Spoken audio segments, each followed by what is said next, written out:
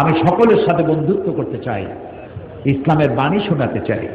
দেখছেন ভারতের বুকে ডক্টর জাকির নায়েক কি সুন্দর করে বলে, কথার মধ্যে কোনো উত্তাপ নাই, গাল নাই, গর্জন নাই, তর্জন নাই, কোনো গ্ল্যামার ছাড়া, কোনো বিজ্ঞাপন ছাড়া একটা টেলিভিশন চলে একটা ব্যক্তি দিয়া, যার দর্শক সংখ্যা কোটি কোটি, এবং তার শ্রোতারা মূর্খ না, যারা শোনে হাইলি এডুকেটেড পারসন, হাজার হাজার বসে বসে তার কথা শোনে। সুবহানাল্লাহ।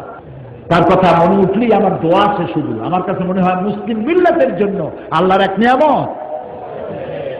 আল্লাহ জাকির নায়েকের হায়াত দারাজ করে দাও, তার স্মৃতি শক্তি আরো বাড়ায় নাও।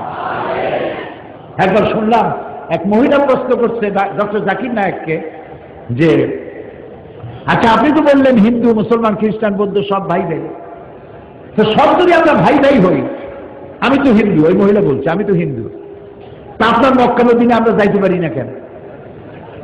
এটা কঠিন প্রশ্ন। আমি চিন্তা করলাম কি জবাব দেয়। আমার কাছেও জবাব আছে, কিন্তু উনি কি বলেন সেটা শোনাব। উনি জবাব দিলেন, বোন আপনার বাড়ি কই? কই তো ইন্ডিয়ায়। জন্মস্থান কোথায়? এখানে। আমার জন্মস্থানও এখানে।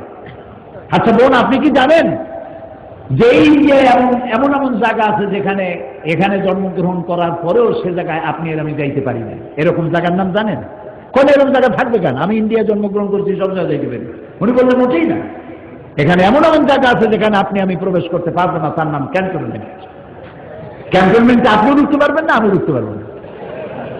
ক্যান্টনমেন্টে ঢুকবে যারা নিরাপত্তার দায়িত্বে, দেশ রক্ষার দায়িত্বে যারা আছে, যে কোনো মুহূর্তে নাক দিয়ে পড়ে জান দেওয়ার জন্য, রক্ত দেওয়ার জন্য, জীবন দেওয়ার জন্য ঝাঁপায় পড়বে, সেসব সেনাবাহিনীর জন্যই ক্যান্টনমেন্ট তৈরি করা হবে।